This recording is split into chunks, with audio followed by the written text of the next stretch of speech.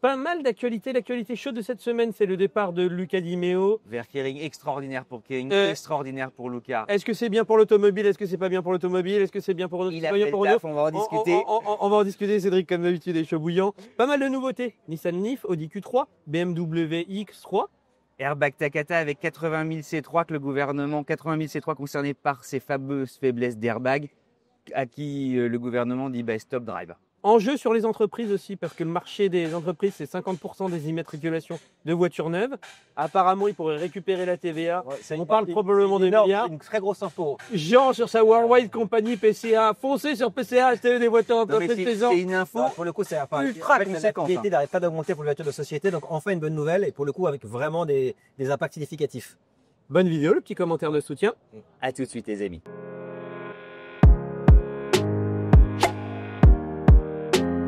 Actu principale, c'est séisme dans l'automobile. Pourquoi? Quand un grand patron part, Carlos Tavares, mine de rien, ça avait fait un peu les choux gras quand il est parti dans d'autres conditions. Et surtout que là, on ne l'avait pas vu venir. Autant Carlos Tavares, tu vois, ça sentait un peu le roussi. Autant de voir Luca Di Meo partir. Un, personne ne l'avait vu venir. Deux, tu as le move de côté, où en général, quand tu travailles dans une industrie, tu as tendance à faire carrière dans cette industrie. Et là, de quitter l'industrie automobile pour aller dans l'industrie du luxe, ça interpelle. C'est historique. Ce move-là, oui. Patron d'industrie, qui tout à coup intègre l'industrie du luxe, il faut regarder les fiches, ça n'existe pas. Avant que tu nous donnes ton analyse, juste pour être factuel, il quitte Renault, qui est un groupe qui fait 56 milliards d'euros de chiffre d'affaires, qu'il a repris, et qui perdait beaucoup d'argent, il y est resté 5 ans. Il est passé de 40 milliards à 56 milliards.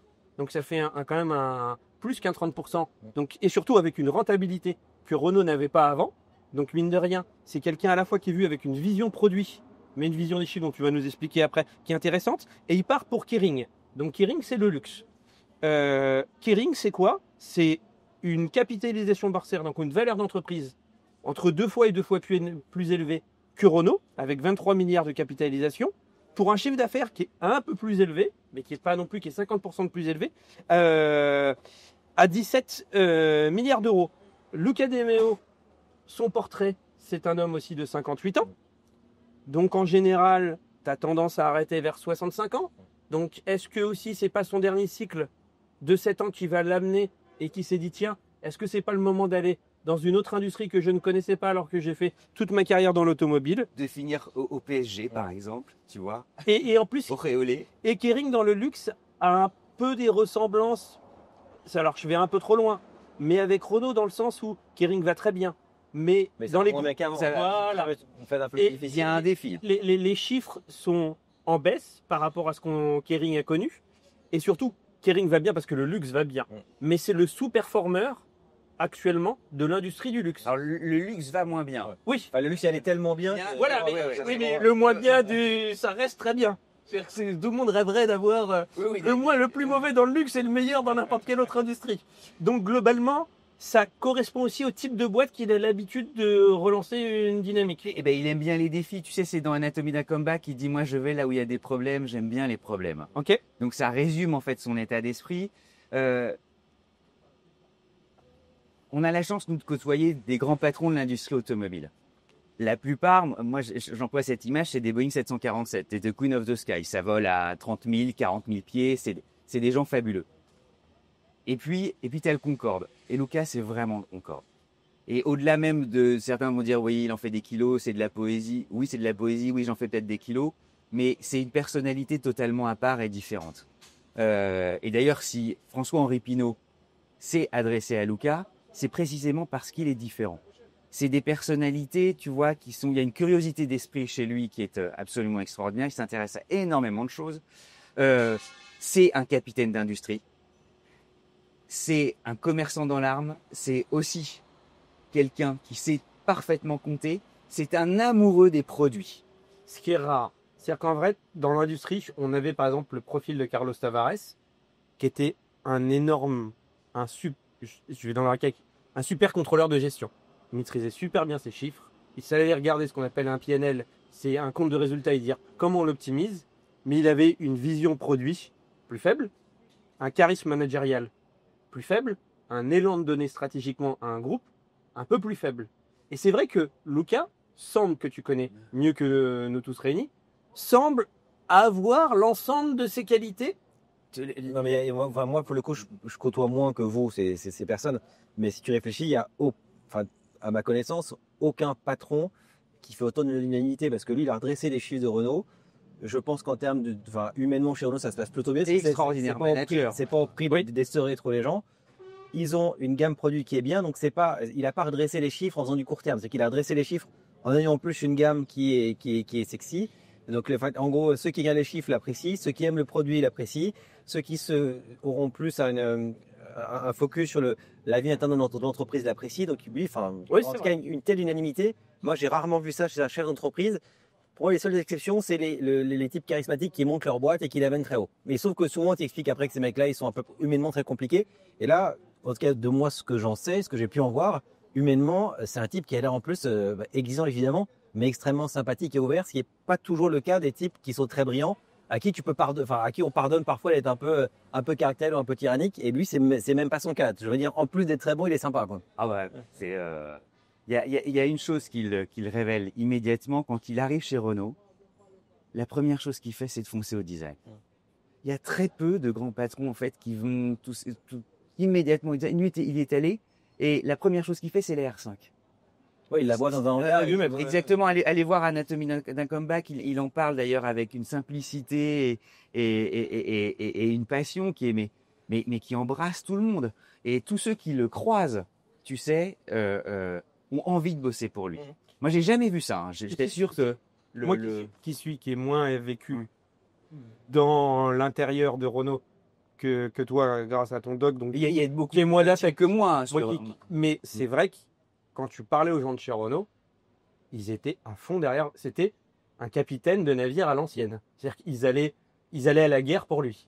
Donc déjà, ça t'interpelle en disant qu'est-ce que va être la suite. 2, il y en a certains qui en profitent. Moi, je pense qu'on essaye toujours, pour faire des gros titres et des gros buzz, de tirer un trait, d'inventer des histoires là où il n'y en a pas. Donc, il y en a certains qui voient, mauvais signal pour l'automobile, un des plus charismatiques patrons d'industrie quitte l'automobile pour aller autre part. Donc, ils en déduisent que, si ça se trouve, c'est vrai. Mais je vous donne toutes les visions du sujet. Il y en a qui disent, ils croient plus en l'automobile, donc ils se barrent parce que l'automobile est en train de se casser la gueule sévère, et ils se barrent avant que tout se casse la gueule. Et ça, c'est facile parce que c'est des façons où tu vas faire des vues, des jolis articles en écrivant ça. Ouais, c'est du sensationnel. Voilà. C'est comme tous les gens qui disent je le savais depuis 2 mois en fait. Ouais. Non, même chez Renault, personne ne le savait. Oui. Je pense aussi qu'il faut prendre un peu de recul. C'est un homme qui a 58 ans. Dans 7 ans, il aura 65 ans, c'est-à-dire l'âge de départ à la retraite. Il se dit j'ai un dernier cycle de 7 ans, parce qu'en général, ces postes-là, soit tu sautes avant parce que tu n'as pas tenu et tu pars pour des cycles de 5 à 7 ans. Et il se dit ça reste un super salarié malgré tout, ça reste un salarié, c'est pas sa boîte. Le luxe, c'est le truc qui paye le mieux. L'automobile, c'est ce qui va te payer de moins en moins bien.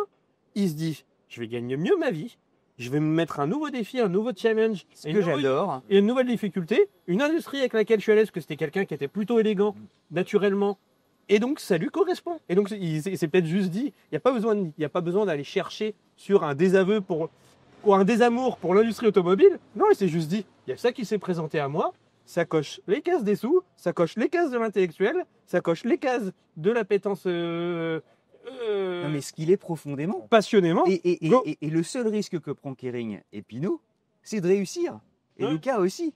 Et dans une industrie qui a besoin d'un regard neuf, qui a besoin... Luca, il a un sens artistique. Donc il va laisser travailler les créatifs. Mais il sait organiser.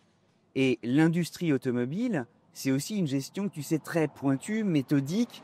Et il a ça, il connaît ça par cœur. Et en même temps, il a la poésie nécessaire pour faire des R5 et une gamme Renault telle qu'elle a jamais été aussi belle de son histoire, si on veut bien se donner la peine, objectivement, de regarder la gamme aujourd'hui Renault. Il va arriver, il va leur apporter tout ça. Et il va respecter les talents. Moi, c'est un homme de défi, en fait. Je suis même pas sûr que l'aspect financier, je pense qu'à ces niveaux-là, je suis même pas sûr que ça soit tellement le sujet. Mais pour moi, c'est comme un joueur de foot. Alors, Gucci perd un peu dessus. Oui. Tu vois, après, il a sans doute d'avoir des packages. Il va sans doute gagner plus d'argent. On parle de rémunération personnelle. Oui, mais je pense pas que ça soit le.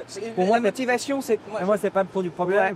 C'est pas comme ça que je. J'y crois pas trop. C'est pas comme ça que je le perçois. Je crois pas trop. Il y a que lui qui peut. Mais pour moi, si tu prends un exemple de footballistique, parce que ça c'est important le foot. Et pour moi c'est comme, je prends un exemple pas du PSG. Pour moi c'est comme Drogba à Marseille. Et mec Drogba il fait une saison incroyable à Marseille. Il fait une seule saison. Hein. C'est l'idole du Vélodrome. Et en fait il y a Chelsea qui lui propose un contrat. Bah, il part à Chelsea. Tu as une opportunité incroyable. Tu étais déjà en première division. Tu passes en Ligue des Champions. Alors si tu creuses, je crois que Drogba, c'est Marseille qui l'a poussé à l'Edge. Ah, je sais. Lui, il voulait pas y aller, donc Alors. l'exemple est pas. Ah. Mais en vrai, C'est comme Djorkaeff ça- au PSG qui reste un an, qui part à Milan, qui part à l'Inter. ça reste un être humain. Ouais. Et en plus, l'automobile, c'est des cycles longs. Donc en fait, quand tu te réengages dans un cycle, ça se pilote pas à l'année. Et puis- Ça se pilote sur des cycles de 5 ans. Donc lui, il se dit, c'est peut-être le dernier cycle de ma vie. Et Sans doute, mais il a remis sur pied Renault. Oui. Il ne part pas en ayant rien fait. Il a au contraire construit quelque chose de Ouais, magistral. là, il peut faire encore, il peut pas la faire. En gros, s'il restait chez Renault, ce qu'il pouvait faire, c'était poursuivre ce qu'il avait déjà, le développement. poursuivre ce qu'il avait déjà Et ce fait. qu'il était en train de faire avec Futurama. Mais sur Kering, il a plus à faire gagner à Kering qu'à Renault. Qui, dans l'industrie, ne parle pas de Renault? Toutes les marques premium. Les États-Unis parlent de Renault. alors nous, on est français, donc on a du mal. Et moi, j'ai du mal à me rendre compte Ah, mais c'est de la perception des Allemands, des Américains sur Renault. Mais tous les grands patrons ne parlent que de Renault. Ok. C'est-à-dire que ce succès de 5 ans, on nous aurait dit, tu vois, alors que Renault perdait 8 milliards, vous allez voir, dans 5 ans, tout le monde, BMW, Volkswagen, Ford, Donc on aura de l'argent et on aura une super gamme. on aura un super... Et tout le monde dira, oh, putain, waouh, Renault, ils sont hyper balèzes. On se serait dit, non, ouais, faut déconner. Ben, c'est ce qu'a fait Luca. C'est ce qu'a fait Luca avec ses équipes. Parce qu'il n'est pas tout seul. C'est un peu, Il a fait bien plein de monde. c'est un peu comme le sélectionneur du PSG qui vient de remporter, tu sais, qui est champion d'Europe. Pas seul, on n'est rien. Il Et a une plusieurs, équipe de talent extraordinaire derrière lui. Les pistes pour le remplacer, a priori, ils veulent le remplacer rapidement parce que par exemple, la succession de Carlos Tavares avait mis pas mal de temps, mine de rien. Pas un an, mais bien 6-7 mois. Eux, ils veulent aller vite, ils aimeraient que ce soit remplacé le mois prochain. Pour le moment, les noms qui sortent. En interne, on a Denis Levotte. Allez voir la vidéo qu'on avait fait avec lui, Qui est le patron de Dacia. qui coche toutes les cages. En externe, on parle de Maxime Picat. Maxime Picat, c'est l'actuel directeur des achats de la logistique chez Stellantis. Et c'est aussi le responsable de la région Asie, Pacifique, Moyen-Orient et Afrique. Comme toujours, chez Stellantis, t'as un job et tu fais 4 jobs en même temps. C'est rigolo. Et on parle aussi, alors je le prononce peut-être mal, de Wayne Griffiths, qui était pendant quelques années, je crois 5 ans, le patron de Seat Cupra, qui a repris Cupra juste derrière Luca De Meo. Donc certains diraient, il va reprendre Renault juste derrière Luca De Meo. On y croit moins. nous. Oui, moi aussi. Mais c'est les noms qui circulent. Et qui il est parti. y a Fabrice Cambolive, naturellement, qui est le patron de Renault aussi. Hein. Et qui est parti de façon pareille au mois de mars de Seat Cupra et que c'était inattendu, son départ. Donc voilà les noms qui circulent. Moi, j'ai enfin une bonne nouvelle fiscale pour les voitures. Oh là. Alors, ça n'a. Non, mais ça, c'est bien. Voilà. Et en fait, il y a eu le. Alors, on va probablement pouvoir déduire la TVA, enfin récupérer la TVA sur les véhicules de fonction. Jusqu'à présent, c'était pas possible.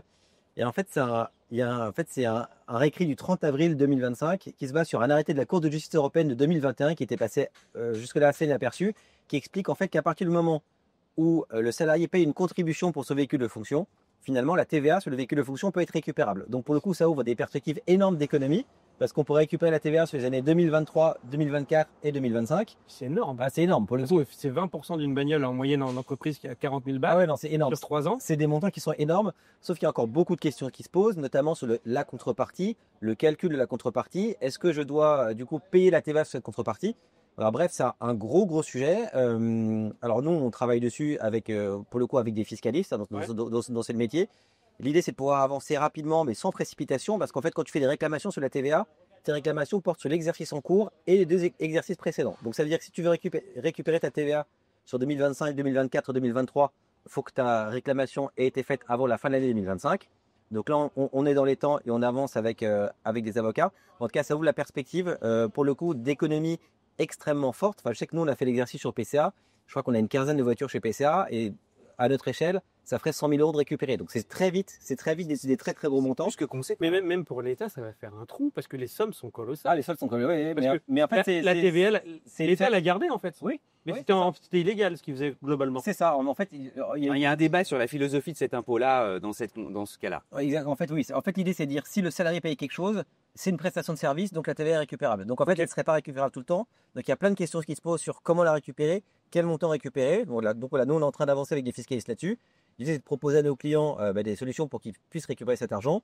Aussi accompagner des sociétés qui ne sont pas encore clients de chez nous pour les aider à récupérer cet argent-là, parce que je dis encore, ça va faire vite des sommes relativement importantes. Donc voilà, belle perspective d'économie en perspective et enfin une bonne nouvelle fiscale. Je disais qu'il faut être vigilant parce que sur LinkedIn, beaucoup s'improvisaient fiscalistes. Ouais, en fait, Et les gens qui disent c'est bon, on peut tout récupérer. En fait, non, c'est un peu plus compliqué que ça. Et en fait, il faut pas se précipiter.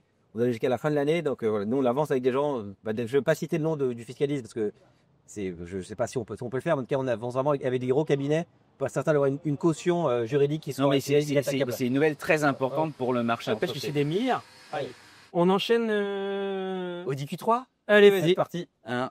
Le Q3 vient d'être dévoilé. Il existera en PHEV 272 chevaux, autrement dit la même motorisation qu'Egren Volkswagen avec des autonomies en 100% électriques Ils sont plutôt bonnes. qui dépassent largement. Une voiture qui recharge vite. Et des voitures qui rechargent vite. Ça, Exactement aussi. Qui dépassent largement 100 km.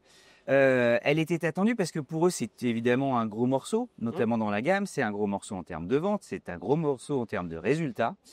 Et il existera aussi en diesel. Bref, tu auras une gamme qui en termes de puissance qui va s'élever de 150 à 272 chevaux. Il ressemble à un petit Q6.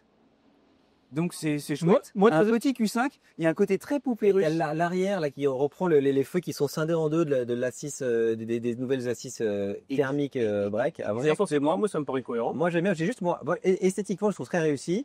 Je trouve que il est sans surprise, mais Il est très Audi il est actuel. très Audi. Moi j'ai juste un truc qui me Chiffonne. perturbe, c'est qu'en fait il y a un double écran. Ouais, je suis désolé, je suis chafouin. Il y a un double écran classique et en fait devant le conducteur, la zone d'affichage est très petite. Du coup, tu as des bandes noires très importantes en haut et en bas.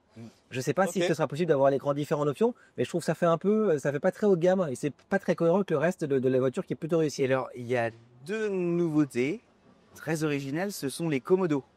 Oui, Alors, ils existent toujours, mais les clignotants, Oui, pardon. c'est une sorte de petite palette. Certains disent que c'est intuitif, pourquoi pas. Bon, vous irez regarder, il y a un côté, en fait, ouais, ils ont modernisé les commodos. Que chacun se fasse son opinion. Et puis le levier de vitesse, évidemment, passe à droite comme les voitures américaines, vous savez, et obéissent au doigt et à l'œil, surtout au doigt, puisque c'est du bout de votre index que vous pourrez justement manipuler le levier. Surtout que c'est un enjeu important pour Audi parce que c'est dans le top 3 des ventes des meilleurs Audi. D'ailleurs, Audi qui est un peu le tout feu tout flamme parce que nouveau Q3, tu as eu le nouveau Q5, tu as eu le nouveau Q6. T'as eu la 5 qui a été refaite. Ouais, t'as l'A6 en La 6. électrique et thermique, donc deux Non mais versions. la gamme, c'est feu de tout bois en ce moment. C'est leur bien aimé, nous. Ouais. Ouais. C'est vraiment un truc très très fort.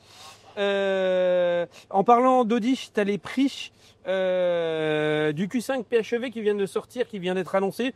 PHEV à l'autonomie de 299 chevaux, qui est toujours très bonne. Ta Porsche qui se gare. Oui. Et un jeune, c'est bien qui prend une photo. Ce qui est plutôt cool. 299 chevaux. Il est sorti à 68 000 € en version PHEV, ce qui est, certains vont dire dans les commentaires, et vous avez raison, c'est cher, mais c'est moins cher que les autres. C'est-à-dire que il faudra quand même mettre quelques options, comme d'hab chez Audi. ouais, mais comme d'hab chez BMW et chez Mercedes. Le BMW X3, il est 5 000 € plus cher et le GLC 300e, pareil, 5 000 € plus cher. Et le GLC, il est encore plus cher parce qu'il a un gros malus au poids. Oui. Contrairement, le Q5 et le X3 en ont un, mais le GLC en a un encore plus gros, donc ça le pénalise encore plus.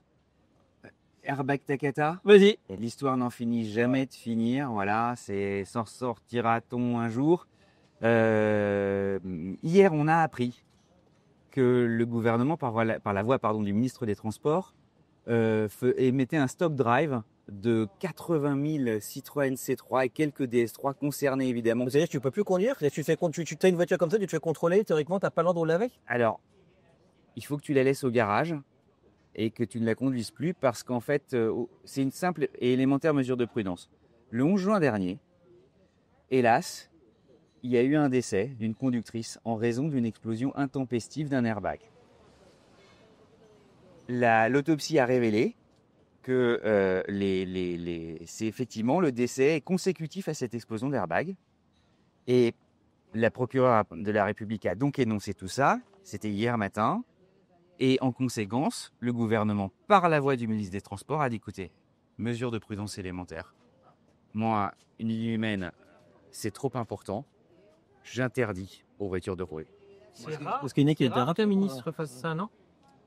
C'est le stop drive. Moi, j'ai jamais vu ça. Mesure gouvernementale. Bon courage pour trouver Parce un que, précédent. attends, en plus, il y a des voitures qui ont déjà été rappelées. Donc, comment tu fais pour savoir celle qui a été rappelée ou pas rappelée? Et puis, Takata, il n'y a pas que Alors, Stellantis qui est concerné. Il y a plein de Ouais, tout le monde est en ébullition, mais c'est justement pour dire à ceux qui parfois peuvent être un peu négligents de dire j'ai été rappelé, mais je ne suis pas allé chez mon concessionnaire. Certains, on en parlait en off. Ouais, là, avec Alain. Interdiction. Tu vois, donc ils te disent bon, ne roulez plus. Mais Takata, Jean a raison, ça concerne pour le coup. C'est 80 Stellantis qui prend. Takata. Mais en vrai, Mais ça concerne après, peut-être que d'autres ont fait des Toyota, Volkswagen. C'est tout le monde y était, 80 tout le monde 000 était exemplaires. Ouais, mais est-ce qu'il n'y a pas eu des rappels plus sérieux, plus sérieux, plus précoces chez d'autres constructeurs? Parce que j'ai le sentiment que là, enfin, en tout cas, Alors, ce qu'on entend, c'est qu'il y a beaucoup qui prennent. Le dossier a plusieurs pans. Il y a un pan technique qui est le remplacement avec le gaz. Enfin bref, je veux pas trop ouvrir cette porte-là parce que nous, on en a discuté beaucoup avec des spécialistes. Le dossier technique est gigantesque et d'une complexité et d'une nuance qui te fait comprendre que c'est pas aussi simple du tout. Ensuite, tu as le dossier juridique qui est lui aussi gigantesque et avec des risques considérables pour les dirigeants. Surtout s'ils n'ont pas pris les mesures à temps. Donc, en termes de droit des assurances et de droit pénal, c'est ultra Ouais, tu dois conséquent. être tenu responsable. Donc, voilà. La situation actuelle, c'est 80 000 Citroën C3 et quelques DS3. Le gouvernement a dit, écoutez, moi, je veux courir aucun risque. On ne fait courir aucun risque aux conductrices et aux conducteurs de ces voitures. On les arrête. Ok. Jusqu'à ce qu'on trouve une solution, évidemment. Nouvelle Nissan Leaf, la 3e génération de Nissan Leaf a été révélée. C'était une des pionnières dans l'électrique parce que avec la Zoé et la Leaf, c'était les premières entre guillemets voitures électriques abordables. Nissan qui est un peu dans le dur. Vous avez compris, c'est une voiture 100% électrique. C'est 700 000 ventes depuis sa commercialisation. Elle a fait une grande partie de ses ventes en Europe. Sur les 700 000, il y en a 300 000 en Europe. La 2e génération a eu une fin de vie un peu compliquée où les volumes étaient. C'est un peu dur parce qu'ils sont précurseurs là-dessus. En fait, ils en vendent plus une seule. C'est un peu rude pour eux. Nissan, ça se vend très peu. Ouais. Nissan n'a pas le Qashqai. C'est compliqué. Si le X-Trail, ça se vend correctement. Mais en tout cas, sur l'électrique, je trouve qu'ils n'ont pas tiré profit de leur statut de précurseur sur ce marché. Parce que je crois que la Leaf, la première, elle a été voiture de l'année. Et c'est la première électrique voiture de l'année. Qashqai et Duke aussi, c'était les premiers. Ouais. Et en fait, ils sont finalement souvent assez avant-gardistes et on l'oublie un peu facilement. Et ben en fait, elle a pas la 2e génération a faiblement fonctionné parce qu'elle avait des autonomies qui étaient somme toute assez faibles. Tu avais 2 versions, une sous les 300 km, une sous les 400. Le design c'était une berline au design un peu banal pour pas être méchant. Et là, ils ont revu entièrement leur copie. Donc d'une berline assez longue, c'est devenu un SUV un peu coupé. Elle est beaucoup moins longue. Elle fait 4,25 m de longueur. Je crois qu'elle a perdu 14 cm versus la dernière. Elle va être sortie avec 2 motorisations et 2 batteries. Une 177 chevaux avec une batterie 52 kWh pour 436 km d'autonomie. Et une 217 chevaux avec une batterie 75 kWh, 604 km d'autonomie. Ça, c'est plutôt pas mal. Elle a un SCX de 0,25 malgré que ce soit un SUV.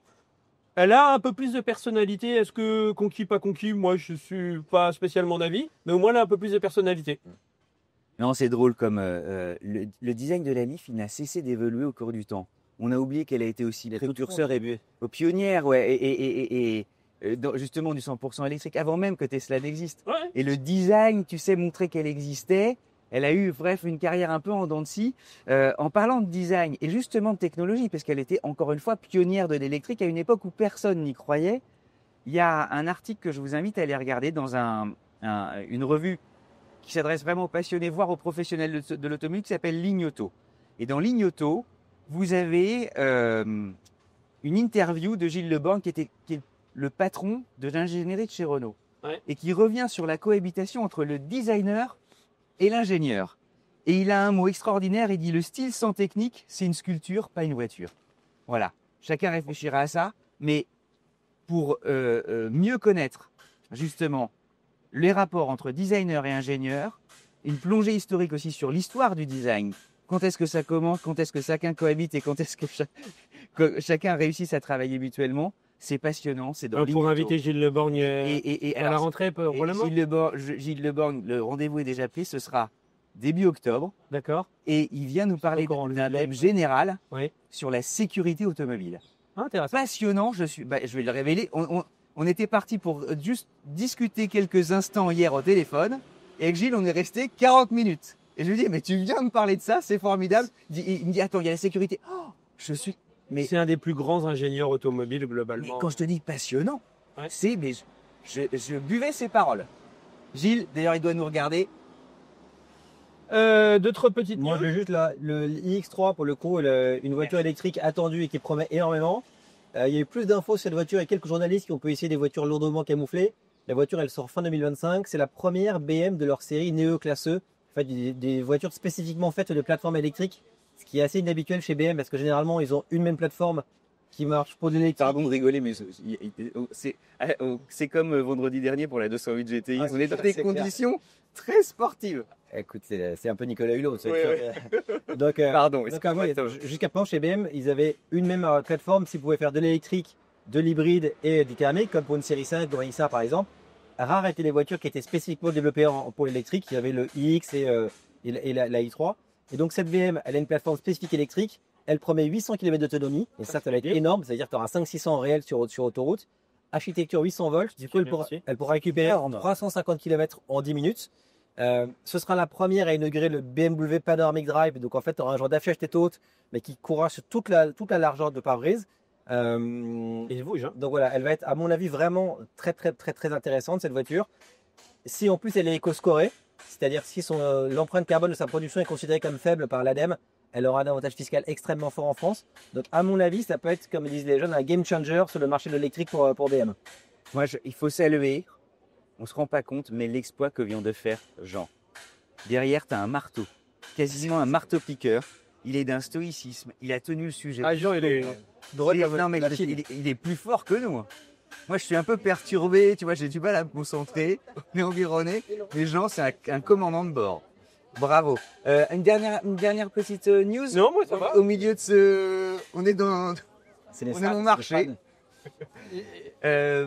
Jusqu'ici tout va bien. Ouais. Ce vendredi, je sais aucune idée de ce que vous retrouvez parce qu'on ne sait pas si on vous met un road trip en R4 ou un comparatif on s'est marré. 3008, 5008. On ne sait pas encore.